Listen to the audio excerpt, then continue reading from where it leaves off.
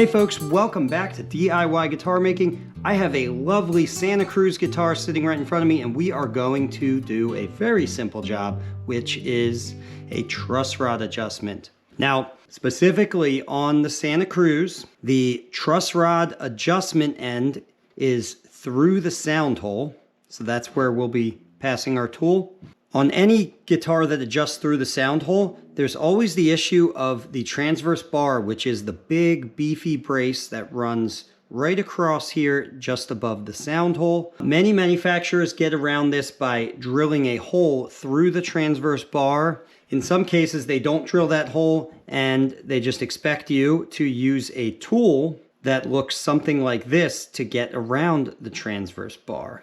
However, this won't work for the Santa Cruz. This Allen key here is not how the adjustment end works for this guitar. It's actually, we're gonna need a socket for it. But anyway, I mentioned all that just to say, Santa Cruz has a pretty novel solution here for this transverse bar issue, and that's that the adjustment nut is actually angled downward just a little bit, so that when we stick this in there, we'll actually be able to just go down below the transverse bar and angle up slightly to get into that hole, okay? So what do we need to do this? We need a 5/16 of an inch socket. Now, if your guitar was made before 2011, you're gonna need a 3/8 socket, okay? But this one was made after 2011. So 5/16, you're gonna need a 3-inch extender for your ratchet. And of course, you're gonna need a ratchet. And then once you have your tool in there, you're just gonna turn this clockwise to correct a forward bow and counterclockwise to correct a back bow, which, by the way, is directionally the thing you're gonna do for really any double action truss rod, not just on the Santa Cruz. Now I'm gonna tune up these strings because we really need to start from the beginning, which is diagnosing whether or not we actually have a truss rod problem. The number one issue I see with people adjusting their truss rods is not anything actually having to do with the actual execution of that task. It's really the diagnosis. People get it wrong. They think they have a truss rod issue. They think that the truss rod is what adjusts the action, and that's partially true, but not really true, okay? And we'll get into that. So first, let me tune up these strings because we really can't analyze this unless the guitar is strung up to pitch first.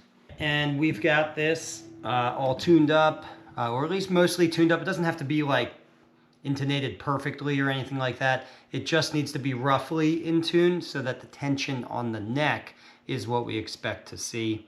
Some of you guys might not have some of the straight edges and tools that I'm about to show you. So I'm gonna first show you just how to kind of eyeball this. Like, I knew there was a relief issue right away when this guitar was brought in, because if you just sight down, put your face on the headstock side and sight down the length of the fretboard, kind of like you're at Lowe's buying a bunch of 2x4s and you're, when you sight down the board to look to see if the board has a bow in it before you buy it, right?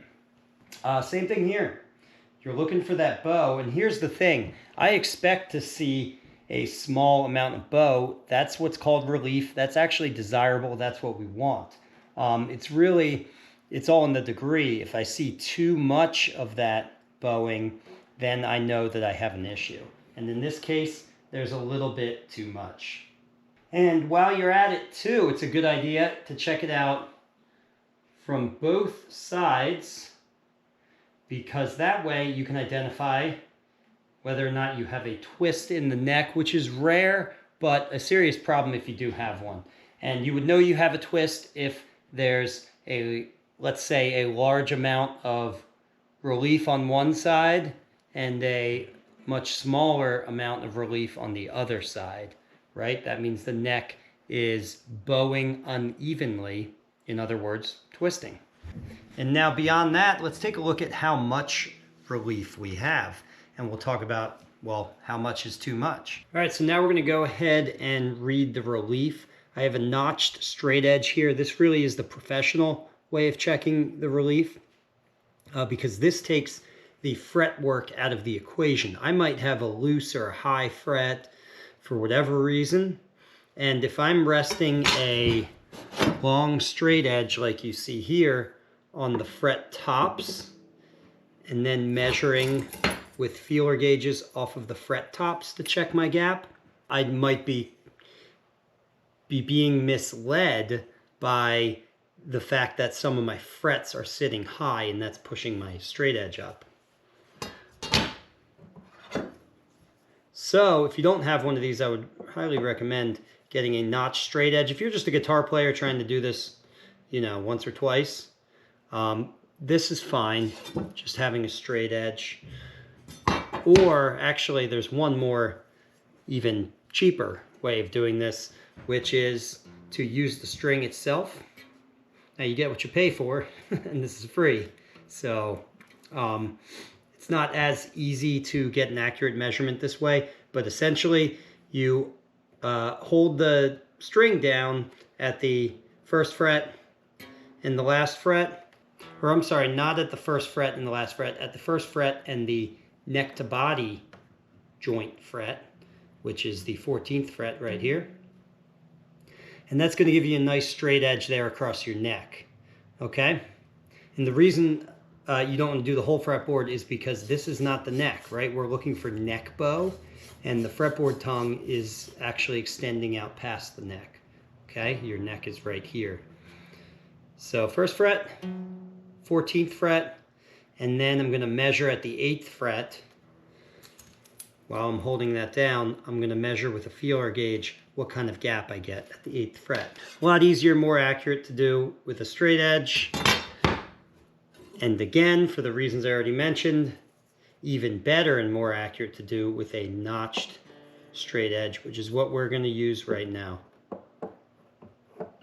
Now this has 2 scales on it, and this is long scale, so I'm going to use this side. Place that on there. And I always keep a feeler gauge nearby. It hangs right on my wall right there.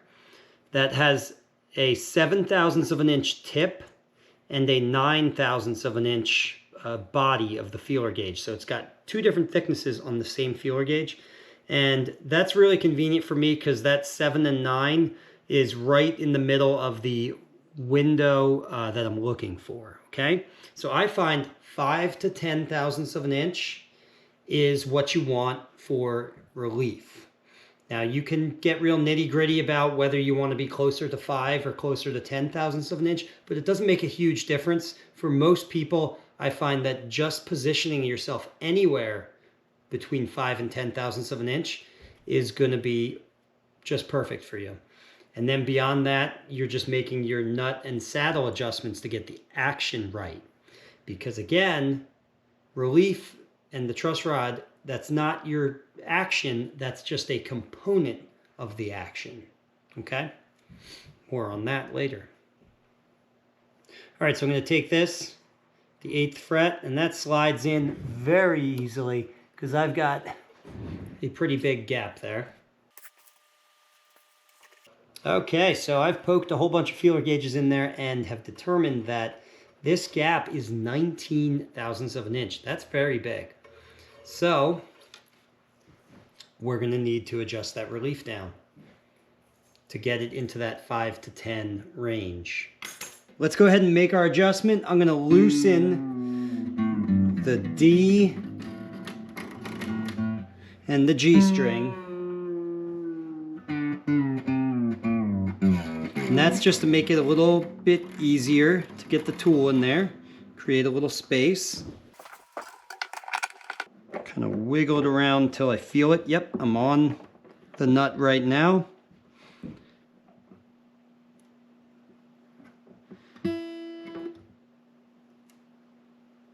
All right, now how much do you turn this?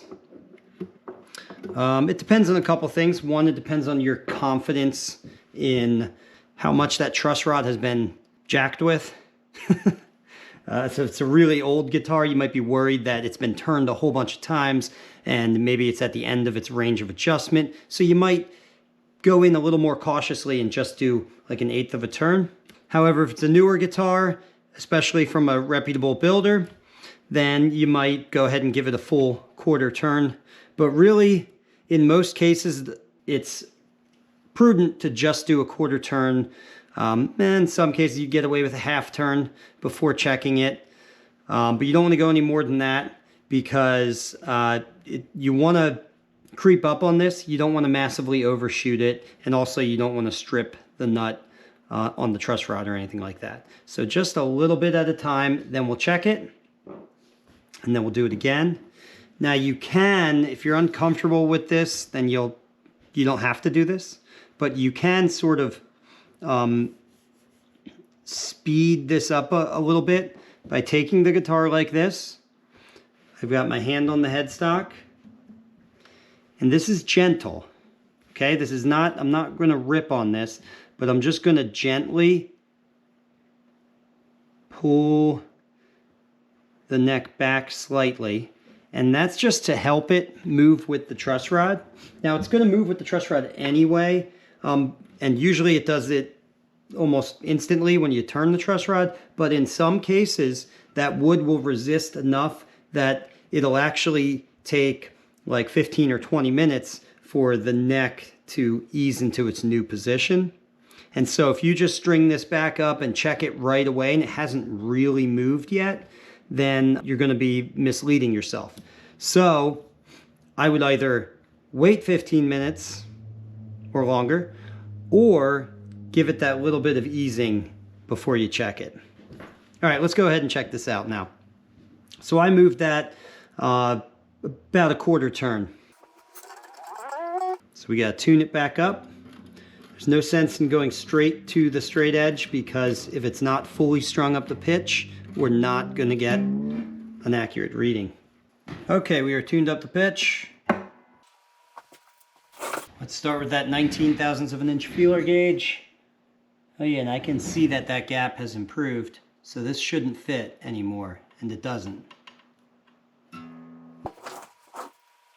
Let's see what does. Here's a 13. Okay, that fits with just a little bit of friction. So I think we're right at 13.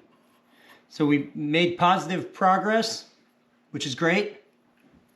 We just want to go a little bit more because again, we want to be in that 5 to 10 window and we're at 13. So let's do another round and then we should be good.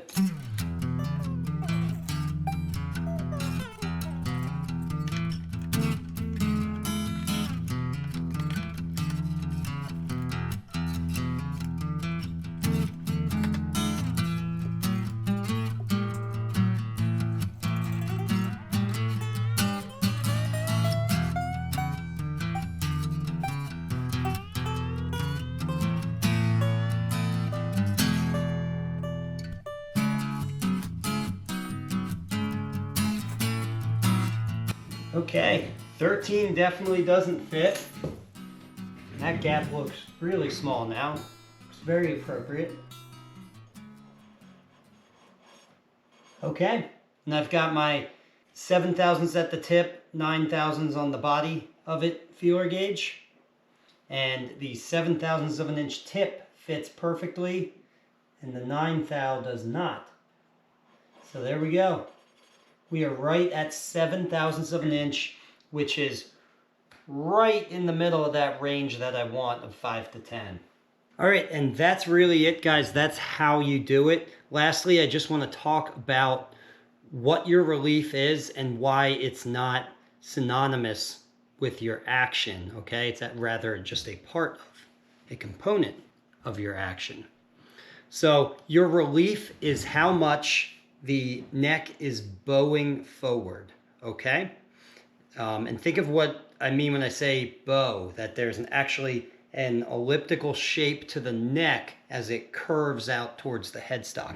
And what that does for you is it allows every single fret moving back towards the upper registers. Every single fret is falling away slightly from the one in front of it, which gives room for the string to vibrate. The string is going to vibrate in an elliptical pattern where if every fret was dead flat behind the other one, that elliptical pattern would actually slap against the frets behind it, okay? That's why we need each fret to just step down slightly as we go back, and we get that from the bow of the neck, which is kind of cool because that's actually a natural phenomenon from the string tension pulling it forward. So it really works out for us. It's just in some cases, as we've seen, you get too much of it, and that's what the truss rod is for, okay? Now, a lot of people use the truss rod to solve any and every action problem. But actually, the reason why I was so particular to point out that the truss rod adjusts relief, the neck bow, and not specifically the action is because you might have a high saddle or a high nut that is causing your stiff action. And actually, very commonly, if you have a new guitar, that's what the actual problem is, and it's not the truss rod. I've seen too many people buy a new guitar and then say, oh, I want the action lower, and they turn the truss rod. The neck bow was actually perfect when they got it. They really just had, straight from the factory, a high saddle and a high nut. So there's 3 components to action: nut action, saddle action, and relief. The truss rod only deals with that one component, which is relief. So you only turn the truss rod if you know that you have an issue specifically with your neck bow. In other words, relief. Okay, well, that's all I got for you guys today. I'll see you guys in the next one. Bye for now.